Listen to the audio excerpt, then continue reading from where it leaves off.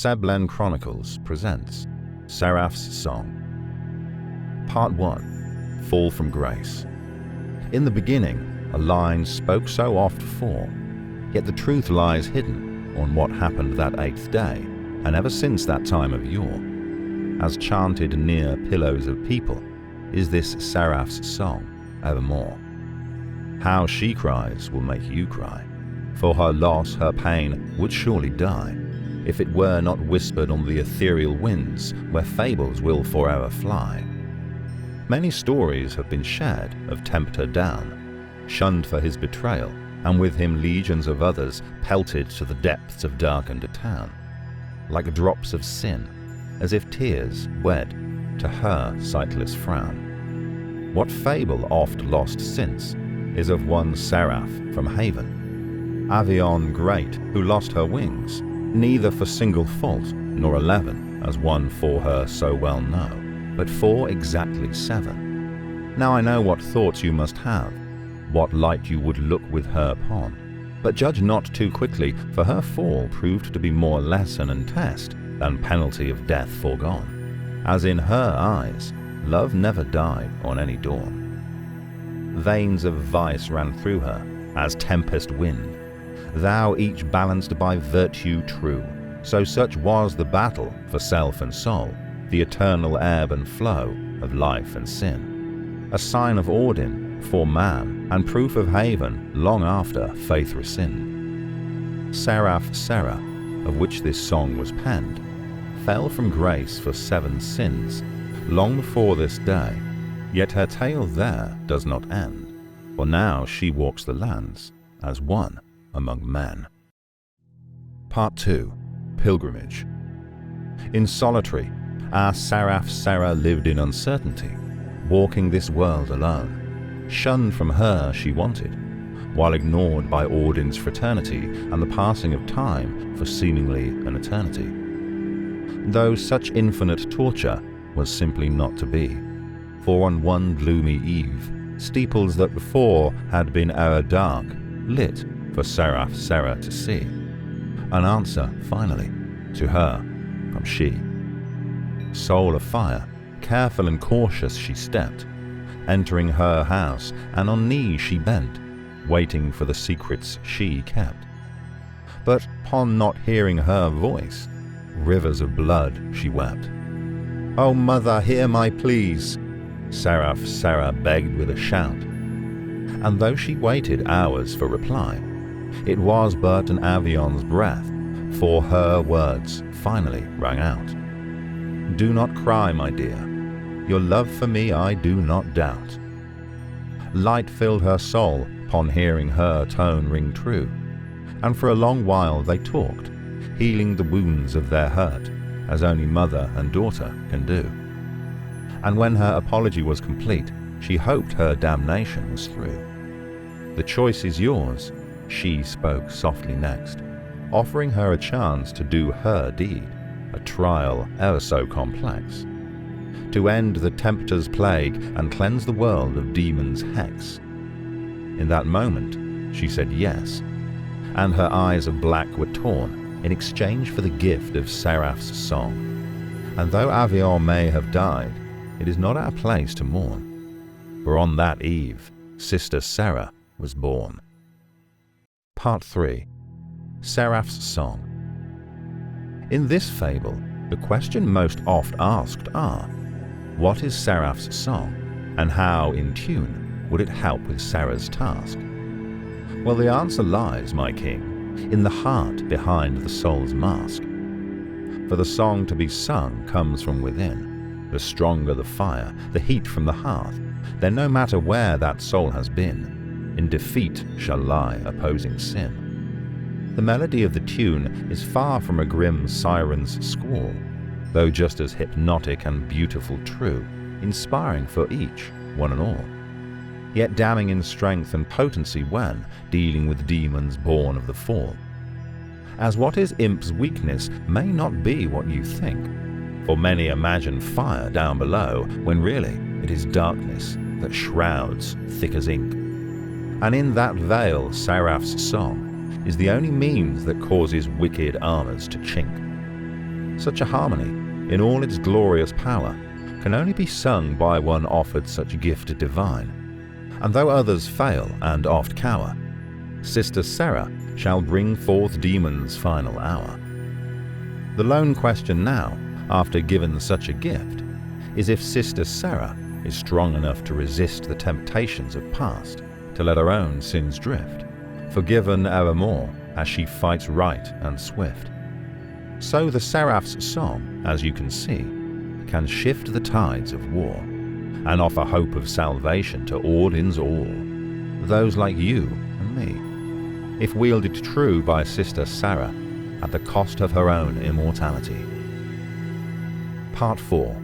The Hunt.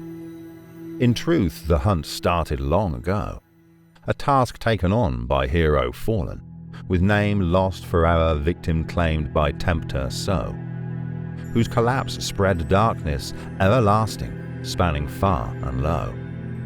Yet such failure does Sister Seraph fear not, for her strength lies within, in the belief in self, not to be lured or bought by tempter's own gifts, lessons of past learned to never be forgot. The battle ahead for our fabled lead ends with tempter true, but starts with demons 7, forged of separate sins of which Seraph must pursue, or this land will be lost with souls of Ordins forever destined to bid adieu. Though battle there even does not end, for demons' followers forge armies too, minions of the minions, hunting the hunter, all wanting Sister Seraph defeated through and through, as with her end comes damnation more than we ever knew. So the hunt begins, ne'er to rest, by star and by moon, Sister Seraph walks the lands, searching for demon's nest, with trials of sin given along the way as test. Let it be said, even Seraph's song is not enough if soul wavers dark. And with Sister Seraph the risk is always there, but she battles temptations tough, ever ready to deny the tempter's bluff. For knowledge of sin makes Sister Seraph strong, as merit true now courses through her veins, awareness which keeps her on task, cross the world to defeat darkness's rise, ignoring the pains and chains of tempter's shadow, till only virtue and light remain. Part 5. The Battle and the Bard.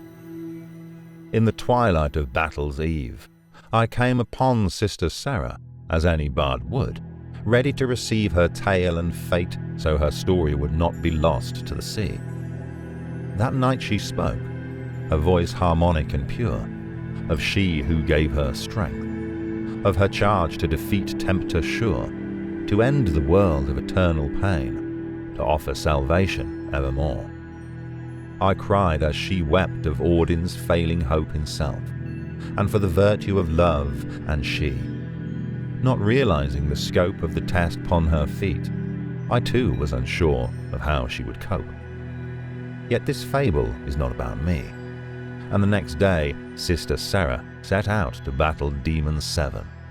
On the wings of Seraph's song, fear was held at bay, silence in solitude, leaving me alone to pray. Words alone cannot offer truth to the cost of battle fast, for blood fell like rain, as each sin fell to virtue pure. Seraph spanned the world far and vast, defeating each demon, each one till the last. And by that eve's end, Sister Seraph stood strong and still, atop a mountain of fiend's flesh, with ne'er a breath left within, but having to find the will to push past her own torment and wounds to one final kill. For the first fallen remained, and as she stood at his feet, I watched from a distance, in fear for self and her, in fear of the world's eternal defeat. For on that eve, and upon that hill, Sister Seraph and the tempter would finally meet. Part 6. Sacrifice.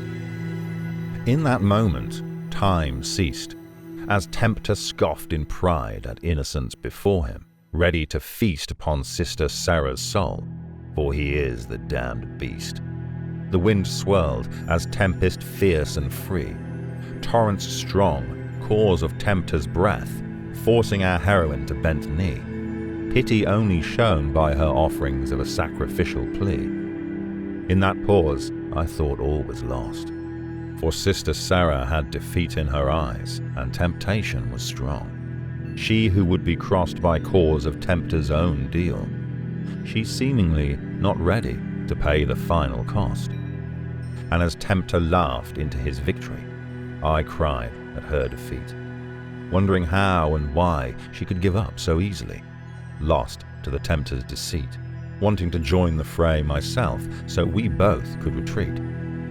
But before I could move, I then saw the truth in plan, for Sister Sarah was not done, and as tempter lurched, into him she ran, sword thrust, as then the Seraph's song began. Victory shifted next, as light pierced the dark, Sister Sarah glowing bright as a brilliant star, hope and Odin's final spark, as song and steel pierced, forever leaving their mark. But as tempter fell, he released his own damning moan, wounding heroine deep, causing eternal defeat. And though tempter was removed from throne, Sister Sarah's final sacrifice offered Odin's salvation at the cost of her own. Part 7. Ascension. In the end, when the dust cleared, all was silent, and for the first time in forever she was revered for her sacrifice of embracing that which she feared. Her body lay, and I ran to her, sickened by her death, weeping true, unsure of what next was to occur. But then her words echoed from the sky, to which I now refer. Sister Sarah, on this day you made me proud. You succeeded in task, cleansing the world of tempter's darkness, lifting the shroud, putting Odin for self, and doing as you vowed. Just then, as her blood consumed my hands, a light from above filled Sarah's core, mending her wounds as if she heard my own demands.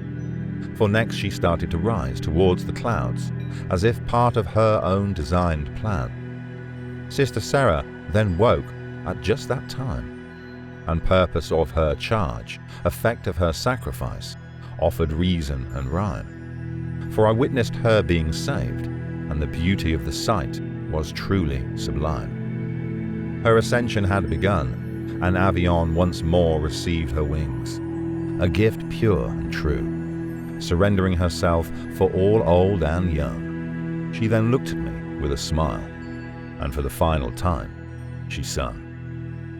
Evermore I shall tell the tale of Sister Sarah, and pass it from son to son, for I am the first of the bard knights, and this is the fable finally done, of she who sung the Seraph's song, she who was the chosen one.